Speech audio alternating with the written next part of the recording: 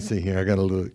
Yeah, 30. We'll start in 31 there and go through 32 there this evening. But before we get in our Bible study and our prayer list, we'll do our history of the hymns here this evening.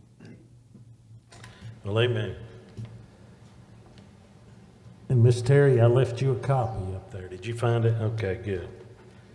So, hadn't been too long ago. A lot of the hymns we're trying to learn and sing, I've never heard them, and so I go look for them. And YouTube has this algorithm, whatever that is, and if you put the word hymns in, and you can get 100 hymns. And so sometimes I just let them play and praise the Lord while I'm working. But one came on and caught my ear, and I didn't realize it was an old hymn because there were some folks that are, kind of on the scene today singing it. And then I did the little digging and found out that it was an old hymn. And you're going to love the story of this hymn writer. You probably never heard of him. His name was Charles A. Tindley. And he's known as one of the founding fathers of American gospel music. The son of slaves, this man was. He taught himself to read and write at age 17. He was a driven young man. He was working as a janitor while attending night school and earning his divinity degree through a correspondence course. In 1902, he became pastor of a church in Philadelphia, Pennsylvania, the very church where he had earlier been employed as a janitor. As a janitor. Of course, I know some preachers think they're janitors after they're pastors too, right? Come in and clean the church sometimes. But at the time of Tindley's death, think about this, a guy that started out as janitor. His church had a membership of 12,500 people. He had been a worker, that's for sure, and a preacher. The Tindley Temple United Methodist Church in Philadelphia is named after him. And listen to this. Here's the story behind the hymn. In 1916, a fella who was a constant worrier visited Pastor Tindley one day. And after listening for a while, Tindley replied, listen to this quote, and this is what inspired this song. He said, "My advice to you is to put all your troubles in a sack, take them to the Lord, and leave them there." Amen.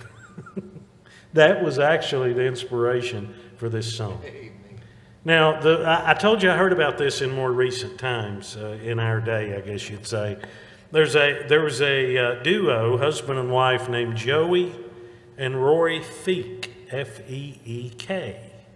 Some of you nodding your heads, you've heard them. I wish Brenda and Bob was here. Brenda, I think, likes that group.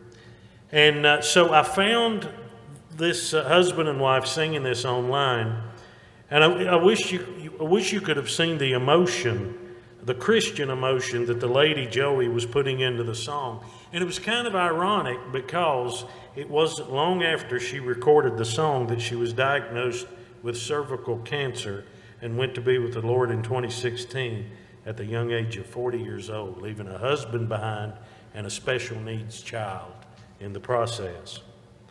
So I'm thinking that Joey Feek and her husband learned the true meaning of this particular hymn that she sang. But really, that story doesn't end there. Before she passed, she asked a fella by the name of Bradley Walker to sing at her funeral. Now, Bradley Walker, he's a wonderful bass singer. If you ever get the chance to look up any Bradley Walker hymns, you'll love them. But Bradley Walker learned the meaning of this hymn too, because he was born with muscular dystrophy and has been confined to a wheelchair ever since. So he comes to Joey's funeral, and guess what song she asked him to sing? It was this very song, of all the songs that she did. By the way, that was the day that he was singing that as a relatively unknown, that some folks who produce gospel music discovered Bradley Walker for the first time, and now he's out singing in churches and recording and that kind of thing. I got this from a woman in Nigeria.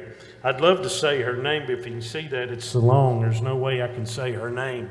Here's what she said about this song, that it has so many great thoughts, especially for those facing trials and for those of us who are worriers. What is the best thing you can do with those trials and worries? you take them to the Lord and leave them there. So don't worry, you don't have to listen to me sing. Miss Robin, come on up. I'm going to try to back her up a little bit on it. But this hymn, I think, will leave an impression on you. I'm pretty sure.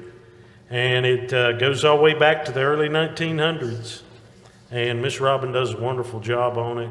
And her and Julie's going to team up Sunday, if the Lord tarries, she's coming, and try to do this on Sunday together. So we're going to have a good time with this. If this song doesn't get a hold of your heart in some way, the altar's up here, okay? Amen. All right, this song's called Leave It There.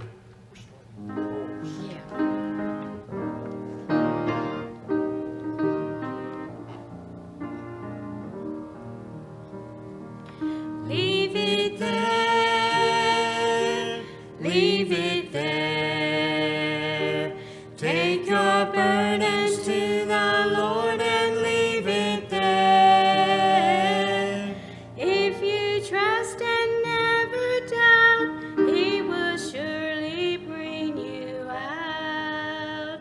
Take your burden to the Lord and leave it there. If the world from you withhold of its silver and its gold, and you have to get along with meager fare, just remember in His word how He feeds the little bird. Take your burden